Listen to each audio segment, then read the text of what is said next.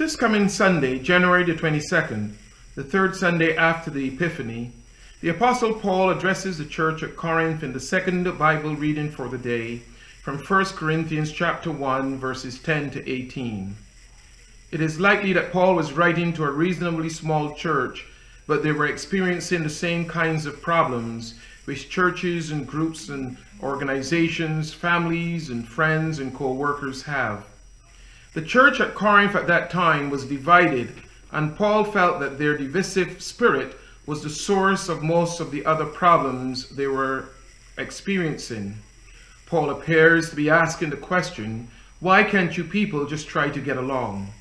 He informs them that he had received reports that they had divided themselves along the lines of who was their favorite preacher, Apollos, Cephas, Christ, or him. But Paul makes the point that it is not the favorite preacher or evangelist that is important. It is that they all belong to Jesus Christ. What the Christian community at Corinth did not realize or understand was that Christ's crucifixion was God's way of changing how people define and value themselves and each other. The world had become so wrong that God sent his Son to atone for the sins of all people.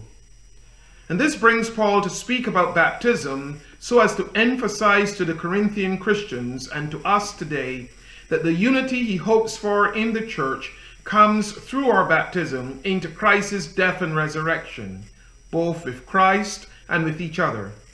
It is no coincidence that the reading occurs at this time of the year from January the 18th to the 25th, when many Christians throughout the world celebrate a week of prayer for Christian unity. An international Christian ecumenical observance, this practice began in 1908 and focused on prayer for church unity.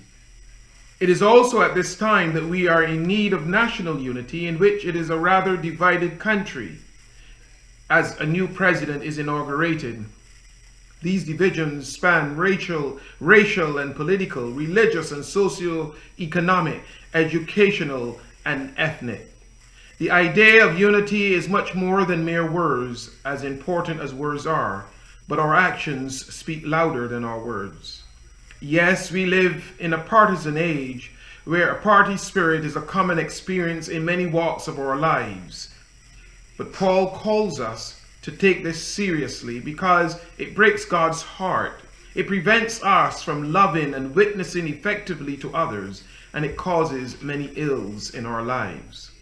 For Paul, the way we have divided ourselves into various groups is infringing on our unity. We appear to promote our diversity more than we celebrate our unity. Our diversity is meant to strengthen our unity. And as our baptism brings us together as children of God, may our citizenship bring us together as one nation of these United States. Amen.